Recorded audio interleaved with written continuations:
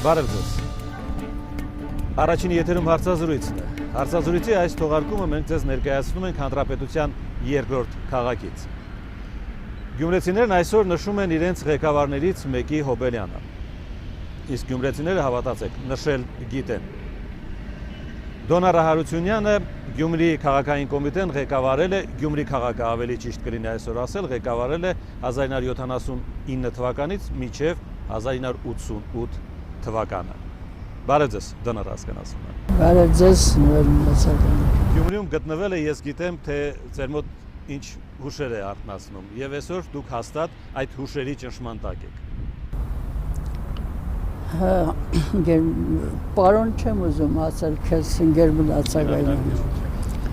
Իհարկե ինձ համար այսօր եւ շատ հուզիչ եւ հբարտ ու երջանիկ օր է, որ ես նստած եմ իմ քաղաքի հենց սրտում։ Մենք այստեղը պատահաբար չենք ընտրել, ես կասեմ։ Ես անմիջապես հասկացա խելոք ընտրություն է, որտեվ նայում եմ 4 կողմը, ամեկը մի ինչ-որ հետաքրքիր բան կա։ Սա պատահական զուգադիպություն չէր, ինձ թվում է Արտար վճիռ էր այստեղ հարցազրույցը անցկացնել։ Այո, իմ մեջքի հետևում քաղաքային կոմիտեի շենքն է։ Այո։ Քաղաքային կոմիտեն, իսկ կողքում այն շենքը, որտեղ շենքը, որտեղ ես ապրել եմ վերջի տարիներին, գիտեք, ես դեմքով էլ կարող էի դեպի շենքը նայելու, բայց թիկունքից ավելի ես հարմար զգացի, որովհետև այդ շենքով է իմ թիկունքը ամրացել այնտեղ աշխատելու։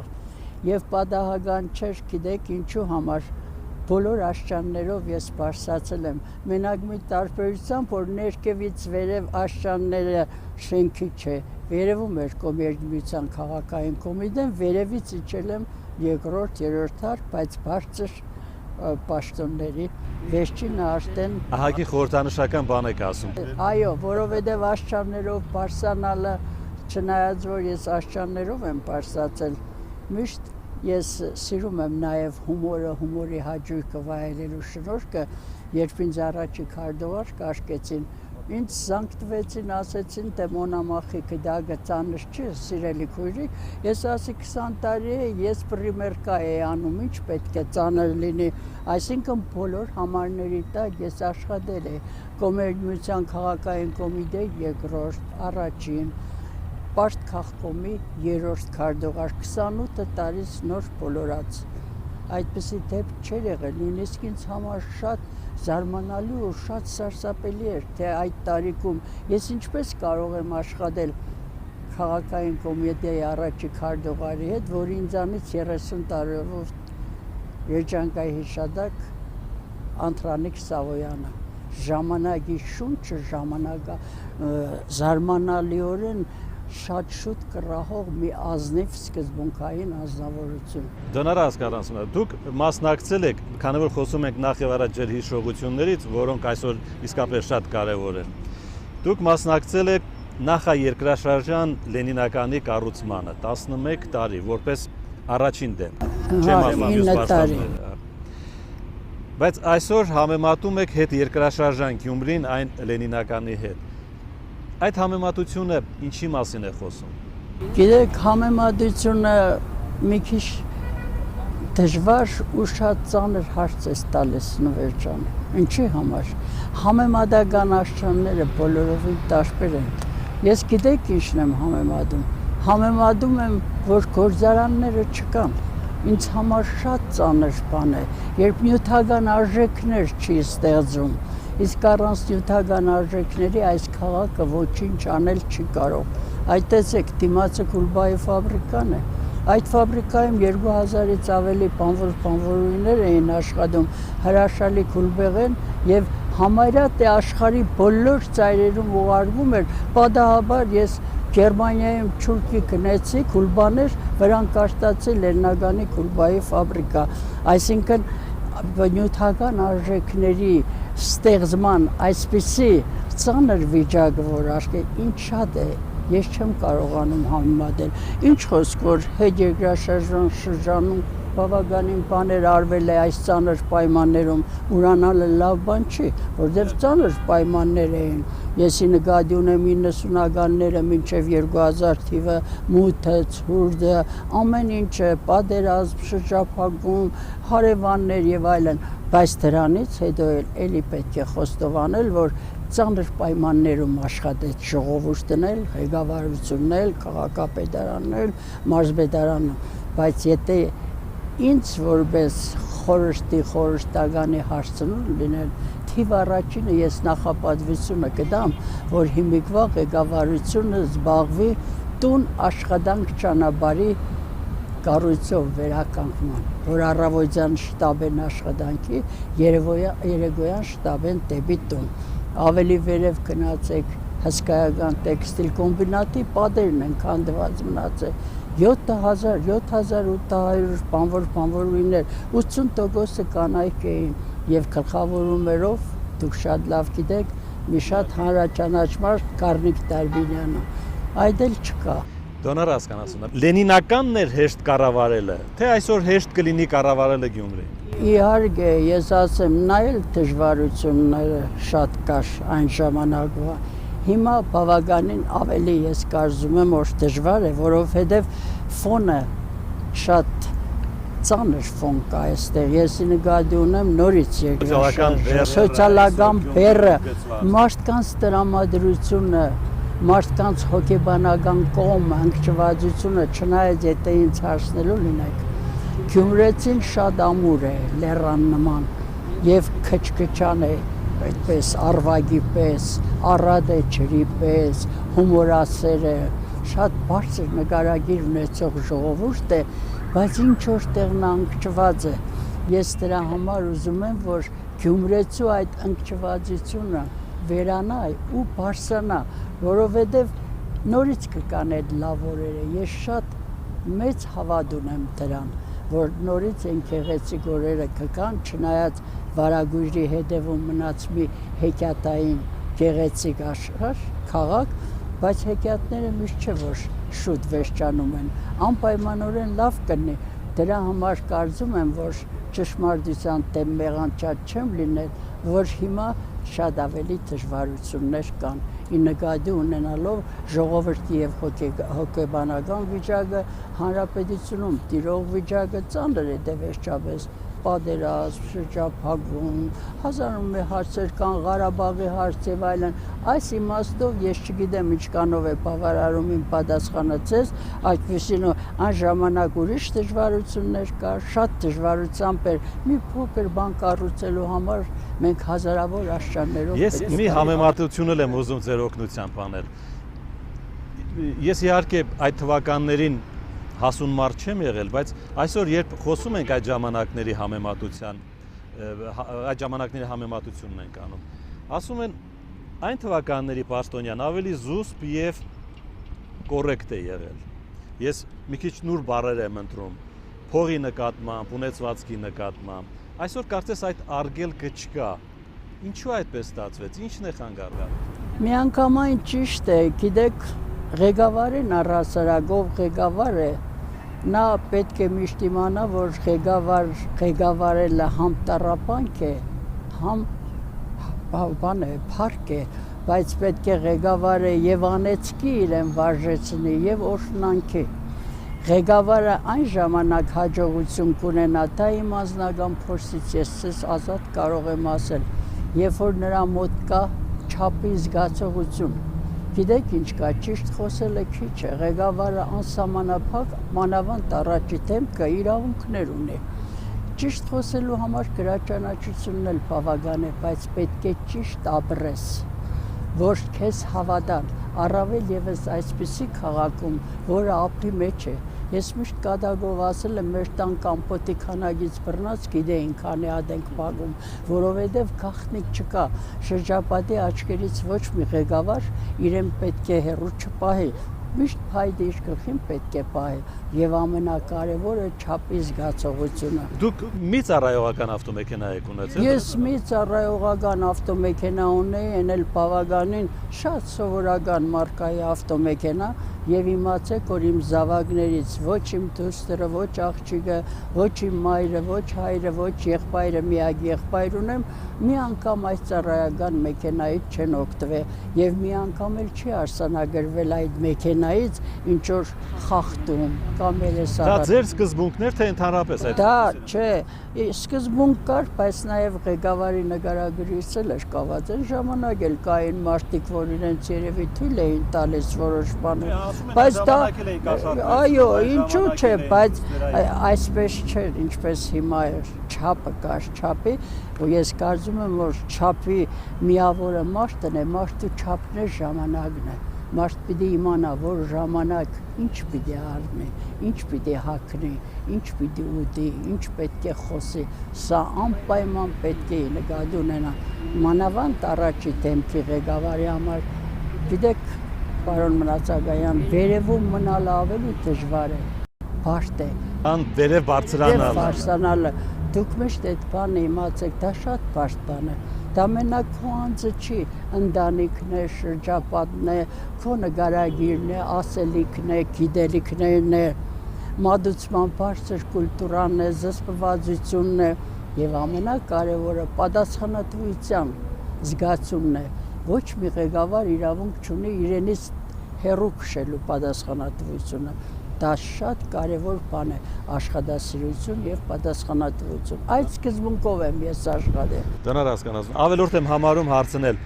թիկնապայի կարիք զգացել եք ձեր պաշտոնավարման։ Բոլորովին, դուք պատկերացնում եք, նույնիսկ ինձ որպես առաջի քարտուղարի, չնայած կին էի, հասնում էր զենք,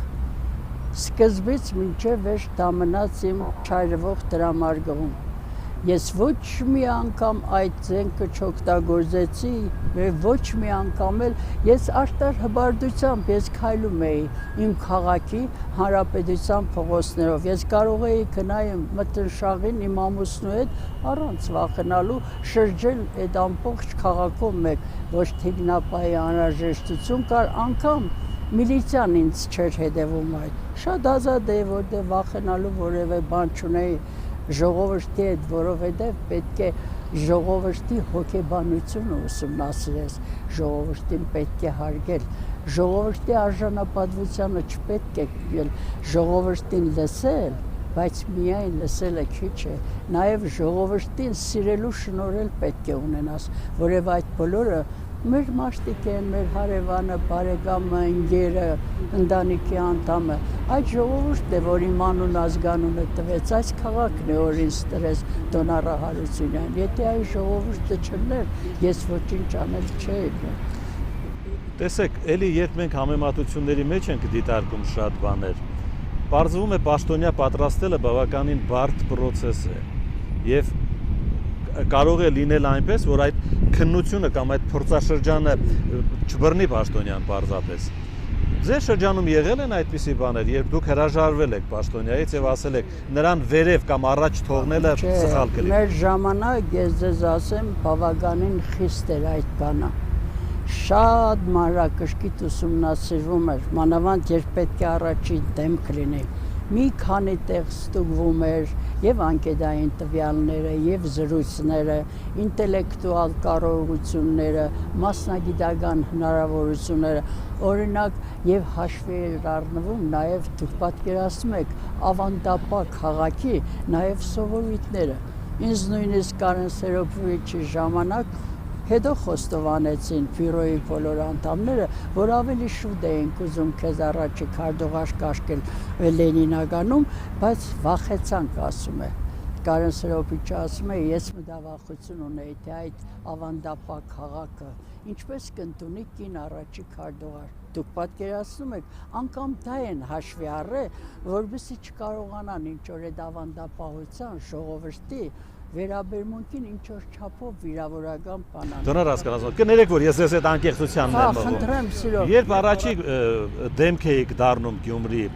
դուք եք նախաձեռնում տակից, որ ես կարող եմ այս քաղաքը ղեկավարել, ինձ տվեք այդ պաշտոնը, թե ձեզ առաջարկեցին գլխավորել Գյումրի քաղաքային կոմիտեն։ Հասկանում եք, ես որտեղից եմ։ Չէ, ես հասկանում եմ, ես խիստ անկեղծորեն, ես անկեղծ մարդ եմ։ Այդ մասին կարող է վկայի նաև ժողովուրդն ու իմ ընկերները աշխատանքային։ Երբեք ցանկություն չեմ ունեցել պաշտոնի։ Ես առանց հրդիրի եմ դուրս եկել բոլոր համարների տակ։ Ես ոչ բարեկամ, ոչ ծանոթ, ոչ հայրս, ոչ մայրս, ոչ շրջապատը։ Ես իմ ուժերով, իմ աշխատասիրությամբ, իմ նկարագրով հասել եմ մինչև այդ պաշտոնին, բայց երբեք ինչ-որ ջանք չեմ թափել, որ չեմ ցուցադրել այն, ինչ որ չեմ ունեցել։ Պարզապես ես իմ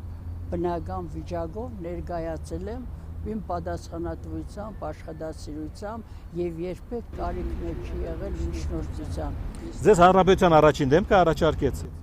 Հանրապետության առաջին դեմքը բյուրոյով նստած, նրանք նախապես զրուցել էին, ինձ կանչեցին, ասեցին եւ որն էր հետաքրքիր, գիտեք, ասեցին մենք ուզում ենք օպերանից իմանալ ում ես ուզում երկրորդ քարտուղար, ում երրորդ քարտուղար։ Ես անմիջապես Գալստյան Ռաֆիկի ու Աղուզումցյանի անունը տվեցի, Դեմիրճանը ասեց ապրես։ Նույն բանը մենք ենք մտածել, այսինքն ինչ որ հետաքրքիր բան կար կադրերի նշանակման զուգադիպության եւ ես այդ մարդիկ ինչ շատ օգնեցին իմ աշխատանքային ընկերները, Էմիլ Կիրակոսյանը։ Ես այս հարցի վրա պատահաբար շատ կանգ չարա դնար հասկանացնեմ, որովհետեւ այսօր ինձ թվում է շատ կարեւոր է կադր ընտրելը եւ կամ կադր ձևավորելը։ Մենք կարծես թե այդ ինստիտուտին այսօր չենք տիրապետում։ Ինչ պիտի անել, որովհետեւ երբ բարձր պաշտոն է մարդ ստանում, թիկունքին չես տեսնում կենսագրությունը շատերի եւ բնական մտորում եւ մտահոգություն է առաջանում։ Ով է այդ պաշտոնը գլխավորելու։ Անպայման պետք է հաշվի առնել, շատ տեղին խելոք հարց եք տալիս, ամեն մարդ ղեկավար աշխատելու իրավունքը չունի եւ շնորհն չունի, այսինքն մարդ պետք է լինի, որը իրեն խոսելու իրավունքից երբեք չզրկի։ Իսկ ինչ է նշանակում խոսելու իրավունքից չզրկել։ Այսինքն նա այնքան օբյեկտիվ, մաքուր, ձեռքը չկեղտոդած, ասելիք ունեցող ղեկավար լինի, որ նա կարողանա պահանջելիս իրեն խոսելու իրավունքից չզրկի, իրեն նյութական կարողությունները, սոցիալական վիճակը, համեստությունը, ընտանիքը, ես միշտ ասել եմ, ղեկավար կարող է լավ աշխատել այն մարդը, ով թիկունքում ունի ամուր ընտանիք, բարոյական բարձր հատկություններով եւ շուրջն ունի խաղապարակիրներ։ Մարդիկ, որոնք ոչ թե աշխատում են օգտվելու համար, այլ օգտակար լինելու համար։ Այդ դա էր մեր սկզբունքը, աշխատել օգտակար լինելու համար, ոչ թե օգտվելու համար։ Իհարկե մենք էլ արտոնություններ ունեինք, ով ասեց, որ չկար այդ արտոնությունները, կար այդ արտոնությունները, մենք եւ հանգստյան վայրերից էինք օգտվում եւ արտասահմանել էին իհարկե շատ, տարին մեկ անգամ լիներ չներ գնալ, նաեւ ուներ իրեն առավելություններ, ինչպես կարելի է ասել, որ ոչ մի բանի չէինք օգտվում, բայց այդ բոլորը շատ չափավոր էր, հաշվի էր առնվում քո աշխատանքային տվյալները, քաղաքի ցուցանիշները, անպայման ղեկավարությունը խիստ հետևողական աշխատանք պետք է տանի, առանց զիջումների։ Երբ ղեկավար են, հանրապետության լինի, թե ընդհանուր ինչ, անպայման պետք է նվիրյալի բարձրագույն չափանիշով հետևի այդ մարդկանց եւ երբեք զիջումներ չանի ոչ իր խղճին, ոչ էլ սկզբունքներին։ Օրինակ վերջերս ինձ նախական իրեն ցերկով մեդալով պարգևադրեց։ Ինձ համար շատ հանգարցակի էր այդ երևույթը, որովհետեւ ես 25 տարի այդ շենքն էլ չէի մտել։ Բայց ես գնահատեցի նրա վերաբերմունքը ինչու, դա վերաբերմունք էր անցյալի մեր սերնդի եւ մեր աշխատանքների նկատմամբ, որովհետեւ անընդհատ հետ նայելը իհարկե շատ վատ է, բայց երբ առաջ են նայում, առանց հետ նայելու, նույնքան վատ է, ես կարծեի ավելի վատ է։ Դրա համար ժամանակը շատ դաժան է, փոշու շերտով ծածկում է ամբողջ այդ անցյալը հիշողությունը։ Նախագահը իրեն այդ վարկագծով իր վերաբերմունքով վերականգնեց հիշողության հեղինակությունը, այսինքն պետք է դա էլ հիշեն հիմիկվա աշխատողները, պետք է միշտ լսեն, տեսնեն, որ իրենց աշխատանքային գործունեությունը մի քիչ վերափոխեն եւ մտածեն, որ այդ չէ որ անընդհատ պետք է կուտակել, Եվ համեմատվելն էլ շատ վատ բան է։ Մեկը մեկի հետ համեմատվում է, ամեն մարդ պետք է բավարարվի իր ունեցածով։ Համեմատվելը շատ վատ բան է։ Առավել եւս այս պայմաններում, երբ գյուղերում է շատ վատ վիճակում մարդիկ կան, այս նույն Գյումրիում շատ սոցիալապես ծանր պայմաններում մարդիկ կան, Երևան քաղաքում էլ կան, աղքատությունը դեռ հաղթահարված չի, շատերը աղբարգների կողքը կանգնած են, օթևաններ չունեն, որը որպես կին երկար տարիների ղեկավար աշխատանք կատարածի բավականին ծանր է ինձ վրա ազդում։ Բայց տեսեք, այդ բերը ունեցող քաղաքը այսօր ձեզ չի մոռացել։ Եվ դա ինձ միշտ զարմացրել է, դոնար հասկանասումն է։ Գյումրին, Շիրակը, առասարա որպես ընդգծված Հայաստանի բնակավայր իր ղեկավարներին միշտ ընդգծված սիրել է, հարգել է։ Ձեր հեղինակությունը տարբերում են մյուսներից։ Գիտեմ, որ իմ ասացի մեջ մի քիչ էլ խանդի զգացում կառաջանա հիմա։ Ինչու են Դոնարա Հարությունյանին այսպես հիշում, իսկ մենք կարծես թե ստվերում ենք մնացել։ Իհարկե դժվար է ինքս իմ մասին ասել, բայց ես անկեղծորեն պիտի ասեմ, երևի աշխատավոճից է, անձնական մաքրությունից, ընտանիքից, ծնողական որակից, կողքիդ աշխատողներից, աշխատանքային ընկերներից մեզ մոտ կար փոխադարձ ըմբռնման սկզբունքային խաղաղ պահանջկոտ մթնոլորտ աշխատանքային։ Հոգնում էինք, աշխատում, վիճում, չարչարվում, բայց երբեք իրար չէինք դավաճանում։ Եվ ամենակարևորը ագաջալուր էինք ժողովրդի գանգատներին ու պահանջներին։ Ես ամեն անգամ իմ ընդունելության ժամանակ, ես ուզում եմ ասել, դեռ չհամարակալված քարտուղար էի, իմ դռան մոտ շատ մարդիկ էին հավաքվում, դրանցից մի 10-ին հազիվ ես կարողանայի հիմնականում լուծել նրանց հարցերը, բայց մնացածներին ես արժանապատվորեն էի մոդենում, բացատրելով, ասելով, որովհետև իրավունք չունի, պետք է անջրբետ չպահել ժողովրդի եւ ղեկավարի մեջ, այս հենց ժողովրդի հետ աշխատելը, նրանց ճիշտ հասկանալը, նրանց կարիքների եւ հոգսերի նկատմամբ հոգատարությունը, հետևողականությունը ինձ բերեցին ճանաչման եւ այսօր էլ ես ասում եմ, ես ուղիղ զարմացած եմ, երբ մտնում եմ ես Գյումրի, ուղղակի մարդիկ այնպիսի ջերմությամբ եւ այնպիսի բաներ են հիշում, մեկը իր ինստիտուտ ընդունվելու, մեկը հիվանդանոցի, մեկը թոշակի եւ ես վաղուց մոռացել եմ, բայց ես շոյվում եմ, այսինքն երբ մարդը չի ուրանում, չի մոռանում եւ ես անկեղծորեն երևի մի քիչ շատ ֆրոզայիկ բան եմ ասում, ես ոչ ամառանոց ունեմ, ոչ նույնիսկ մեքենա, ոչ ես, ոչ տղաս է, ինչ ոչ ունեմ սեփականաշնորհած որևէ օբյեկտ, անշաշկույտ, բայց ես Ինչ լավ է, հանգիստ ապրում եք, դոնոր ես դրա փոխարեն ունեմ մի շատ մեծ ու հարուստ այդ որ դուք ասում եք այդ ցախ եկամուտը, այսինքն պատիվը, իսկ պատիվը շատ հետաքրքիր բնութագրում ունի, պատիվը դա մարդու գործնական, բարոյական, աշխատանքային, ստեղծագործական եւ այլ հատկություններին հանրության կողմից տրվող օբյեկտիվ գնահատականն է։ Ես դրանով շատ ուրախ եմ։ Երևի հենց դրա համար էլ վաստակել եք երկար ապրելու նաև իրավունքը։ Շատ շնորհ։ Առողջ եղեք եւ երկար ապրեք։ Հաջողություն։ Դուք դիտում եք հարցազրույցի այն թողարկումը, որը մենք նկարահանեցինք Գյումրիում, Գյումրիի կենտրոնում։ Իմ զրուցակիցը Գյումրիի երկարամյա ղեկավար Դոնարա Հարությունյանն է։ Հաջողություն։